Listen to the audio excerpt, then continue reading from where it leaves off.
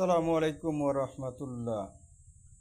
ঈদ মোবারক। পবিত্র ঈদুল আজহা নামাজ পড়ার যাওয়ার সময় আপনারা বলবেন আল্লাহু আকবার, আল্লাহু আকবার, লা ইলাহা ইল্লাল্লাহু, আল্লাহু আকবার, আল্লাহু আকবার, ওয়ালিল্লাহিল হামদ।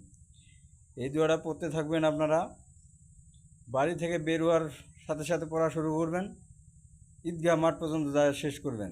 তারপরে নামাজের পর নামাজ শেষ হয়ে গেলে নামাজ শেষে আপনারা যখন বাসা ফিরবেন তখন আবারও বলবেন আল্লাহু আকবার, আল্লাহু আকবার, লা ইলাহা ইল্লাল্লাহু, আল্লাহু আকবার, আল্লাহু আকবার, ওয়ালিল্লাহিল হামদ।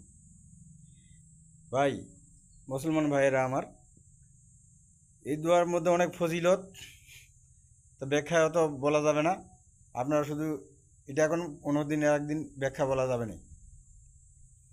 অবশ্যই এই দোয়াটা পাঠ করতে করতে যাবেন, পাঠ করতে করতে আসবেন। আজকে অবশ্যই ফজরের নামাজ কাজা করবেন না, বিনীত অনুরোধ। ফজরের নামাজ কাজা করবেন না। নামাজ ছাড়া আল্লাহ কোনো কিছুই কবুল করেন না। অবশ্যই নামাজ পড়বেন আগে। নামাজটা হচ্ছে সব থেকে জরুরি। আগে নামাজ, তারপরে হজ, তারপরে জাকাত, তারপরে কুরবানি, তারপরে রোজা, মানে একটা সিরিয়ালভাবে আসতেছে আর কি। আগে ফজরের নামাজ কাজা করবেন না। ফজরের নামাজ অবশ্যই পড়বেন যারা কোরবানি দিব আমরা, আর যারা দিব না অবশ্যই পড়ার চেষ্টা করব। আমরা যারা কোরবানি দিব না অবশ্যই কোরবানি দেওয়ার চেষ্টা করব সামনে, ইনশাআল্লাহ। আর আমি একটা ভাই অশিক্ষিত লোক, আমার কথা রাখবেন কি না সেটা আপনাদের ইচ্ছা, কিন্তু আমার যেটা কর্তব্য, আমি যেটা জানি সেটাই আপনাকে বললাম।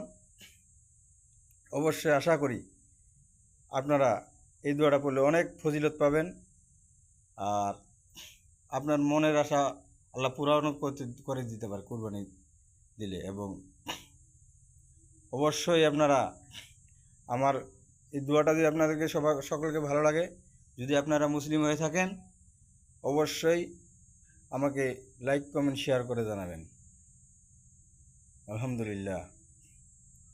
আরেকটা কথা না বললেই নয়, অবশ্যই আবারও বলতেছি 5 ওয়াক্ত নামাজ আপনি আজকে ফজর থেকে শুরু করে দেন।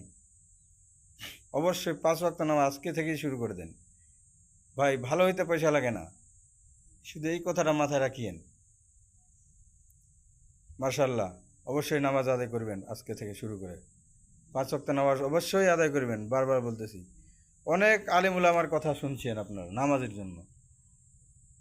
যদিও ওনাদের কথা না মনে করেন, আমি একটা বেকার লোক।